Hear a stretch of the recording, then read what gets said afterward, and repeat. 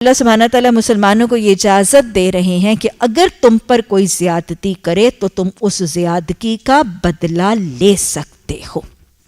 ہمارا دین عادل رب کا دین ہے.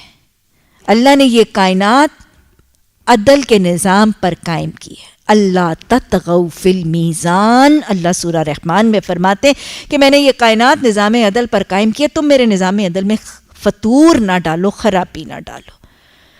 تو لہٰذا یہ ایک عدل کا ایک طریقہ اللہ نے لچک دے دی کہ اگر تم پر کوئی زیادتی کرتا ہے، تم پر کوئی ظلم کرتا ہے، تمہارے پہ زیادتی کرتا ہے، تمہیں کوئی مارتا پیٹتا ہے، تمہیں کوئی اذیت دیتا ہے، تمہاری کوئی چیز چھین لیتا ہے، تو تمہیں شریعت اجازت دیتی ہے کہ کیا کرو؟ بدلہ لے لو.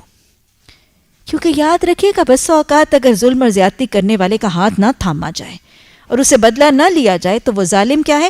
وہ ظلم پر اور سر چڑھتا ہے. تو لہٰذا شریعت نے ایک تو اس ظالم کو روکنے کے لیے اس چیز کی اجازت دے دی، اور پھر بسا اوقات اس مظلوم کے انتقام کی آگ کو ٹھنڈا کرنے کے لیے بھی اس کو اجازت دے دی.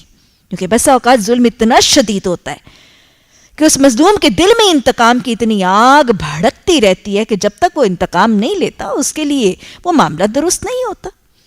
تو لہٰذا مظلوم کے انتقام کو بجھانے کے لیے اور ظالم کے ظلم میں بھی کہیں اخیر نہ ہو جائے، اس کو بھی ہارنس کرنے کے لیے اللہ نے مظلوم کو ظالم سے بدلہ لینے کی اجازت دے دی. لیکن ساتھ ہی پھر پابند کر دیا کہ بدلہ تم کتنا لوگے؟ جتنا تم پر زیادتی کی گئی ہے. تو لہٰذا بدلہ لینے کی اجازت تو موجود ہے، لیکن بدلہ لیتے وقت ایک بڑا ٹائٹریٹڈ کنٹرولڈ سسٹم کی ضرورت ہے کہ بدلہ من و انت نہ لیا جائے گا جتنی زیادتی کی گئی. کیونکہ یاد رکھیے گا اگر بدلہ لیتے ہوئے زیادتی ہو گئی تو پھر مظلوم ظالم اور ظالم مظلوم بن جائے گا. اور آپ کو پتہ ہے کہ ظالم اور مظلوم کا معاملہ قیامت کے دن کیسا ہونا ہے؟ دہرائیں، آپ صلی اللہ علیہ وسلم نے سوال کیا تھا تم جانتے ہو امت کا مسکین کون ہے؟ صحابہ اکرام نے فرمایا یا رسول اللہ صلی اللہ علیہ وسلم، اللہ اور اللہ کے نبی صلی اللہ علیہ وسلم زیادہ جانتے ہیں.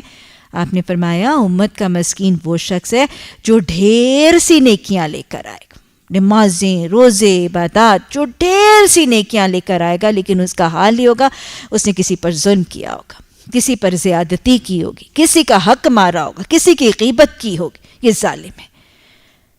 امت کے مسکین کا حال کیا ہوگا کہ اس کی نیکیاں ان مظلوموں کو دیتی جائیں گی، اور جب اس کی نیکیاں ختم ہوگی تو اس کے گناہ اس کے پلڑے میں ڈال دیے جائیں گے. یہ امت کا مسکین ہے.